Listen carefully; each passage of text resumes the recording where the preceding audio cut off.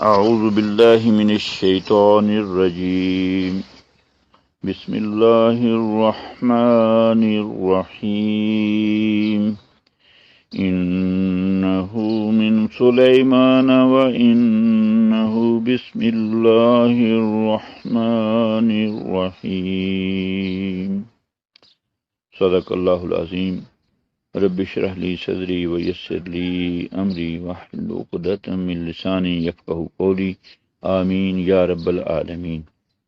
آج سورۃ النمل جو کہ مصحف میں 27 نمبر پہ ہے، اس کی آیت نمبر 30 زیر مطالعہ ہے۔ فرمایا انہ من سلیمان، بے شک یہ سلیمان علیہ السلام کی طرف سے ہے، وَإِنَّهُ، اور بے شک یہ بسم اللہ الرحمن الرحیم، شروع اللہ کے نام سے جو رحمان الرحیم ہے۔ اس آیہ مبارکہ میں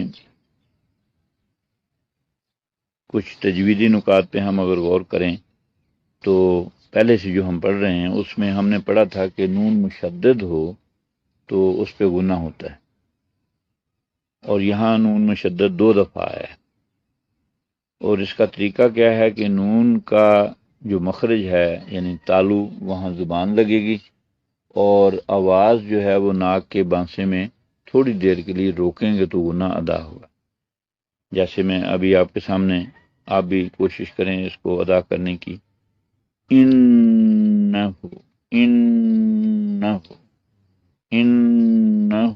من سلیمان وانہ، یہ 2 جگہ پہ، اور جہاں جہاں نون مشدد آئے، اور دوسرا غنہ ہوتا ہے میم مشدد، اگر میم پہ شد آ جائے تب غنہ ہوتا ہے، وہ بھی انشاءاللہ ہم پریکٹس کریں گے۔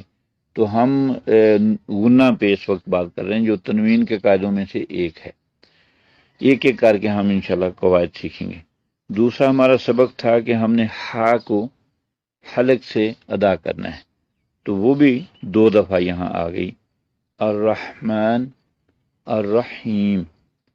تو آیت کو پوری ایک دفعہ پڑھ دیتا ہوں۔ انہ من سلیمان وانہ بسم اللہ الرحمن الرحیم۔ یہ تو اس کے تجویدی کچھ باتیں ہیں جو ہماری پریکٹس سے متعلق ہیں۔ جیسے جیسے ہم پریکٹس کرتے جائیں گے انشاءاللہ یہ ہماری تجوید ٹھیک ہو جائے گی۔ یہ جو اس طرح کی آیات ہیں جس کو ہم یعنی دن میں کتنی دفعہ پڑھتے ہوں گے، اگر نہیں پڑھتے تو پھر توجہ سے پڑھا جائے، کیونکہ جو بھی کام کرنا ہے تو شروع اللہ کے نام سے جو مہربان ہے اور رحمان الرحیم ہے، تو اس سے ایک عادت پختہ ہو جائے گی اور ہماری تجوید ٹھیک ہو جائے گی۔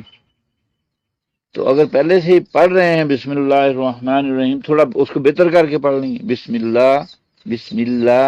یہاں لام اللہ کا باریک ہے کیونکہ بسم اللہ میم کے نیچے زیر ہے، ورنہ زبر پیش ہو تو لام موٹا پڑا جاتا ہے۔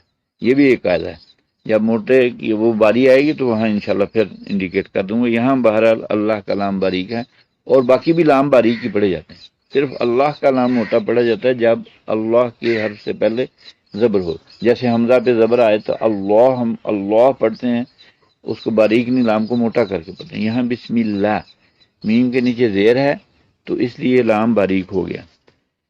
بسم اللہ الرحمن الرحیم۔ اس طرح سے جب جو بھی کوئی کام شروع کریں اس کو پڑھیں۔ اچھا، ایک بات یہاں آپ کی توجہ کے لیے کہ ہم یہ اس کا تذکرہ بہت کرتے ہیں کہ ہر کام سے پہلے بسم اللہ پڑھنی چاہیے، ایسا ہی ہے، پڑھنی چاہیے، اور اس کے سکھانے کا بھی حق ہے، بتایا جائے، لیکن یہ بتانے کی بجائے پڑھی جائے، کیونکہ ہمارے والدین ہمیں کہتے رہے جی اس ہر کام سے پہلے بسم اللہ پڑھنی، ہم بچوں کو کہہ رہے ہیں، ایک دوسرے کو بھی کہہ رہے ہیں بسم اللہ پڑھنی چاہیے، تو کہنے کی بجائے اگر پڑھ لی جائے اور لوگ کوئی موجود ہوں تو وہ خود بخود ہی پڑھنا شروع کر دیں گے، خود بخود پڑھنا یعنی آٹو پہ ہی لگ جائیں گے۔ ورنہ ایسا ہی دیکھا گیا ہے کہ باوجود اس کے کہ اس کی کافی ترغیب دی جاتی ہے کہ جی کھانا کھائیں شروع کریں تو بسم اللہ الرحمن الرحیم، اور یہ بھی آپ کا مشاہدہ ہوگا کہ جب لوگ بیٹھے کھا رہے ہوتے ہیں تو شروع ہو جاتے ہیں، کوئی آواز نہیں آتی بسم اللہ کی، لگتا ہے کہ بھولے ہوئے ہیں۔ اچھا، درمیان میں بھی کہتے ہیں یاد آ جائے تو بسم اللہ اولہ وآخرہ، یا بسم اللہ الرحمن الرحیم جب یاد آ جائے پڑھ لیں، لیکن اہتمام یہ کیا جائے کہ آپ اکٹھے بیٹھے ہیں تو یاد سے، یعنی اونچی آواز سے بسم اللہ الرحمن الرحیم. فائدہ کیا ہوگا کہ جو سننے والے ہیں وہ آپ کو نہ بھی سنائیں وہ پڑھ لیں گے. تو سکھانے کا یہ انداز کہ آپ اکٹھے بیٹھ کے کھانا کھائیں، خاص طور پہ بچوں میں گھر میں، کہ کھانا شروع کریں تو بسم اللہ الرحمن الرحیم باقاعدہ تجویدی طریقے سے پڑھیں. بچے بھی ایسے سیکھیں گے، بچے کاپی کرتے ہیں.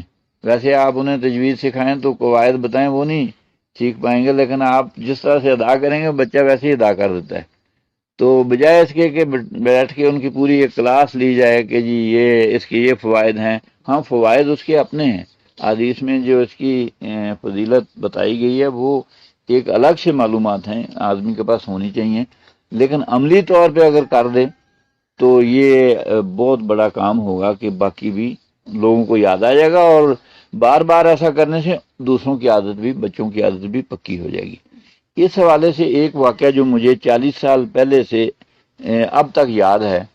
میں نے ایک ویگن میں سفر کیا اور یہ بڑی حیران کن، یعنی میرے لیے اب وہ بندہ، وہ شکل مجھے یاد نہیں، وہ کہاں ہوگا، کس آدمی ہوگا، کوئی پتہ نہیں، لیکن اس کا عمل مجھے آج تک یاد ہے.